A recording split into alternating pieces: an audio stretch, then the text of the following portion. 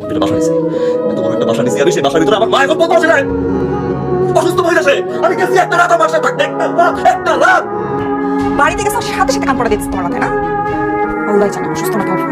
এক থাপ্পড়কে দাঁত চক্রে দিন মানে যেই ছেলে মায়ের কথা চামারের মতো আচরণ করে তার সাথে আপনি থাকতে চাই? আরে থাকো না তুমি, যাও থাকো না। আম্মা আল্লাহ একটা রাত।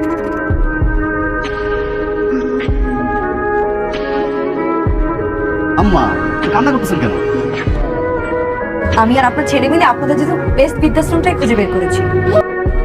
দেখেন এই যে আঙ্কেলরা আন্টিরা এখানে কত ভালো আছে। আমি জানি আমাদের ছেলে আমাদের এখানে একবারে ফালা রেখে চলে গেছে। আজকে থেকে 25 বছর আগে মায়ের কোল দিয়ে তার সন্তানে তুমি তাই গেছি। 25 বছর পর তোমার কোল দিয়ে তোর সন্তান প্রকৃতির বিচার।